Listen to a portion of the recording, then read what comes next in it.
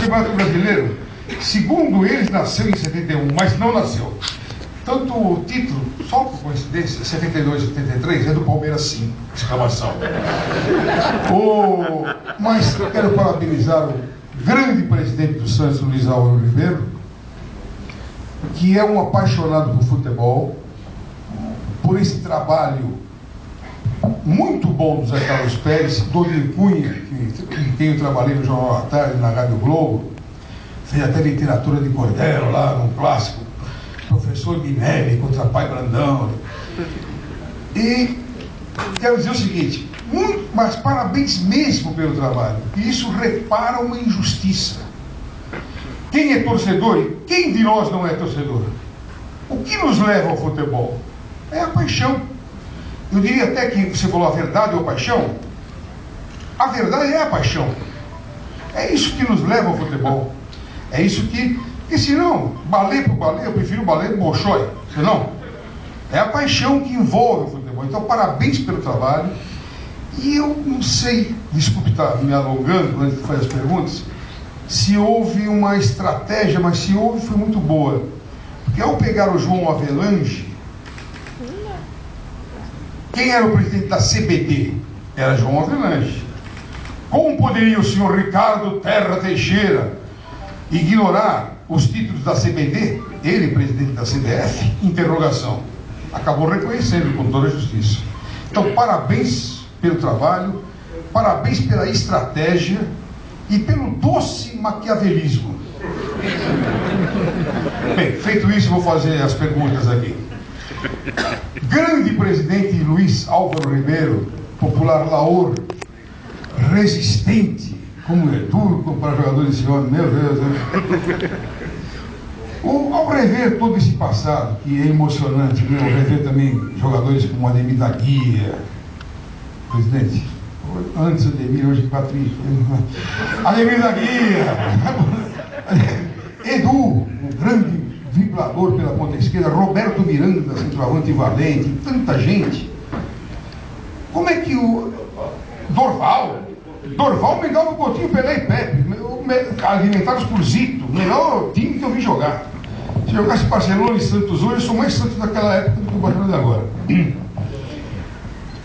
Como é que o senhor sente esse futebol? Não havia um fascínio maior, apesar da sua resistência, não só em vender jogador, como reverenciar um talento que já nem é tão profícuo? Bom, realmente a Avalone, no final queria cumprimentar o Avalone, jornalista de todos os tempos. Sou fã do Avalone desde o nascimento do Jornal da Tarde, lá na década de 60. E queria avisar que fui gentilmente convidado por ele para domingo à noite participar do programa dele, falando alguma coisa a respeito do Santos e do futebol. Com toda a honra e todo o prazer. De atualmente. Mas as figuras dos craques aqui na frente povoaram a minha imaginação dos meus tempos de jovem, quando eu era um mero torcedor da arquibancada, e eles propiciaram alguns dos espetáculos mais fantásticos que eu tive a oportunidade de ver.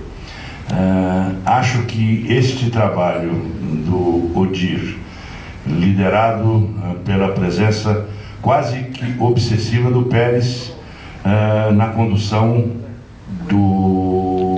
da preparação desse documento, que resultou no reconhecimento, ainda que tardio, da CBF, dos clubes que apoiaram essa iniciativa e ajudaram que a bola estivesse na frente do Ricardo Teixeira, e eu, ao contrário, longe de mim pretender ser um Coutinho, um Dorval, um Roberto, um Ademir, um Edu. Eu, quando muito, posso pretender ser um Borges, porque eu estava a bola pingando na área, eu simplesmente coloquei para dentro. Porque realmente o trabalho é um trabalho de 10 anos, um trabalho de fôlego, que consumiu noites e noites do Odir, um trabalho diuturno, minucioso, apaixonado, e finalmente se fez justiça. E o futebol brasileiro havia sido bicampeão mundial em 58 e 62, e não era ainda a CBF, e ninguém pode tirar esse título do Brasil. Então, por que não fazer isso com os títulos conquistados no gramado pelos clubes campeões deste período, talvez um dos mais ricos, como foi dito, da história do futebol brasileiro. Então eu estou muito feliz de estar aqui. Queria dar um abraço especialíssimo no Pérez e no Odir. Eu sou fã dos dois, não tanto quanto desses 4 craques que estão aqui, mas você jogaria no meu segundo time.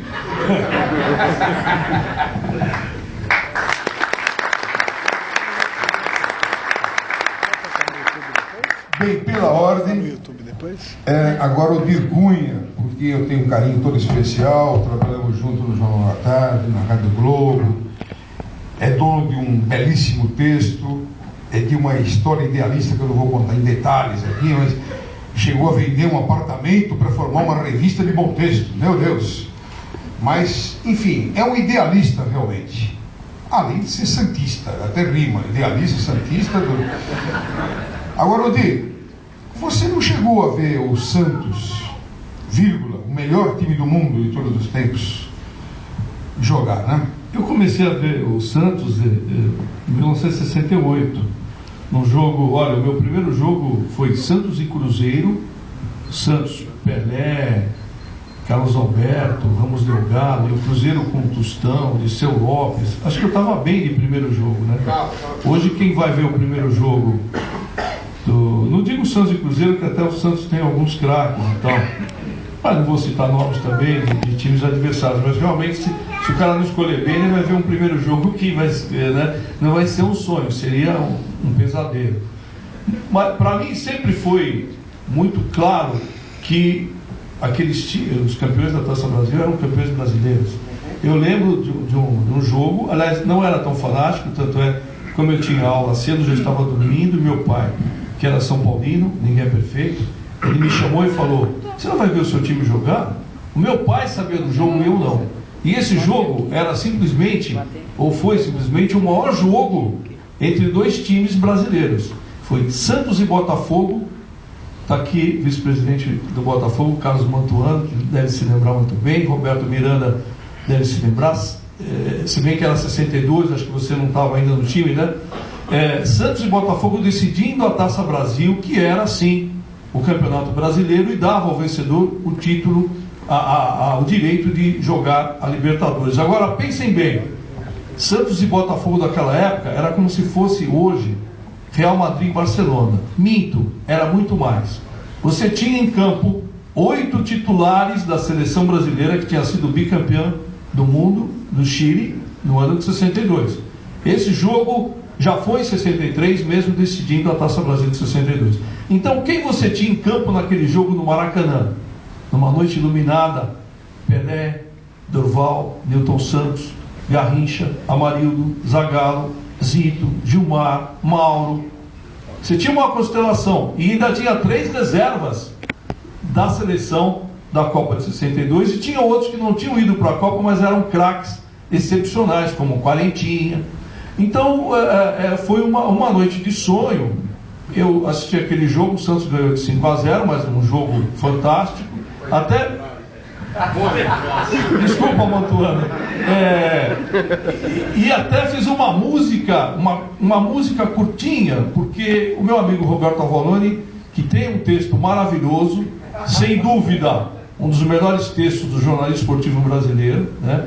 Era meu chefe de reportagem, muito exigente, e quando ele estava feliz, então ele sempre me dava pautas boas, e ele estava feliz quando o seu Palmeiras estava ganhando. Pena que eu peguei um período já que o Avalone nem sempre tinha motivos para ficar feliz. E aí ele não me dava umas pautas muito boas e tal, mas sempre houve um grande carinho entre nós, porque nós dois prezávamos a mesma coisa, que é a obsessão do bom texto. Aliás, isso era comum lá no Jornal da Tarde. Tínhamos um amigo, Sérgio Batanos, que ficava 5 horas para fazer o lead. Só que ele escrevia o resto do texto em 15 minutos. E quando eu fui cópia, eu percebi como é difícil copiar um texto de alguém que escreve o resto do texto em 15 minutos. Mas o lead era maravilhoso, os leads do Sérgio Batanos. Bom, eu já abri uma janela e já tergiversei. Eu vou ser breve. Vi o Santos jogar pouco, mas garanto que valeu por milhares de partidas de outros times. O Santos era um time havia muito fundamento, né? Você não via alguém chutar de canela, cruzar a bola, ir até a linha de fundo, tentar cruzar a bola e jogar a bola na arquibancada. Enfim, o bate-bola deles antes de entrar em campo e no intervalo já era um espetáculo. Ficavam tocando aquela bola pelo alto e tal, sem cair, com muita categoria. Era outro nível de futebol. E o Pelé, quando pegava a bola, para vocês terem uma ideia, hoje mesmo, alguém que sabia como é que era quando vê o Pelé jogar, né? O Pelé, quando pegava a bola no meio campo, o estádio já ficava de pé. Porque você nunca sabia o que o Pelé poderia fazer com a bola. Poderia, de repente, driblar 2 ou 3. E era uma época de craques tão incomensuráveis que você tinha um Edu, que está aqui, que foi o mais jovem jogador a participar de uma Copa do Mundo.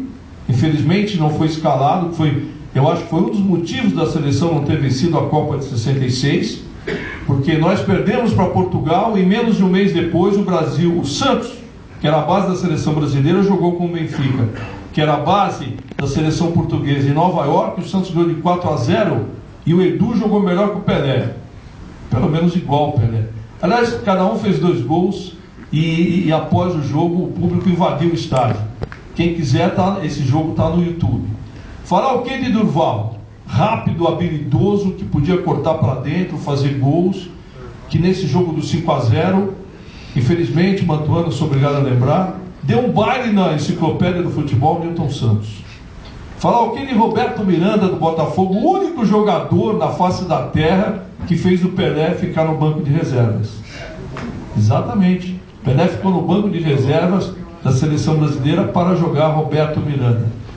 Muito técnico, objetivo, de um nível que nós infelizmente não temos mais no futebol brasileiro.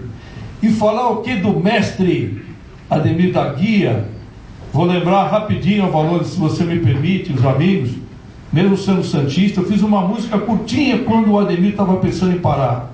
Nem sei quantos anos você tinha, talvez tivesse uns 50, mas a gente ainda queria que você continuasse. Não, você não tinha 50. Parou aos 36. 36, a música era assim: o 10 do Parque Antártica, o divino Ademir. Ai que saudade do seu passo, ai que saudade do seu futebol. Queremos de novo divino, queremos de novo Ademir. O 10 do Parque Antártica, o divino Ademir. É uma música de bossa, né? Não é um rap como agora. Ademir da Guia. Que se cuide. Então, hoje, eu só não choro, né? Porque, não sei porquê, mas eu não gosto de chorar em público, eu choro depois sozinho. Você está diante desses ídolos, desses craques fenomenais, como você não tem mais no futebol brasileiro, e alguém disser que eles não foram campeões brasileiros, isso foi o maior motivo da nossa indignação, né, Pérez? E falar que eles não foram campeões brasileiros, que aquilo não valia nada, porque eram poucos jogos. Então, só para concluir, eu me estendi, o reconhecimento, como o Pérez falou, foi conseguido, mas no nosso país não basta, porque existem leis que pegam e leis que não pegam. Então nós temos de fazer, é uma missão de todos nós que estamos aqui, fazer essa lei pegar.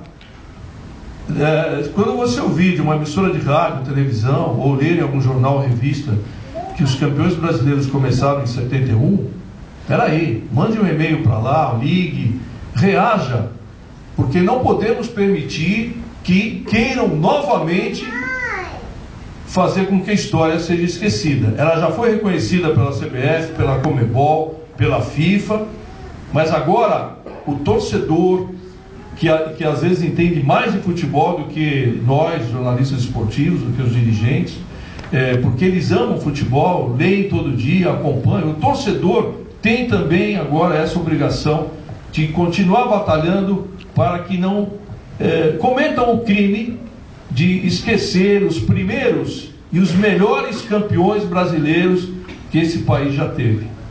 Obrigado.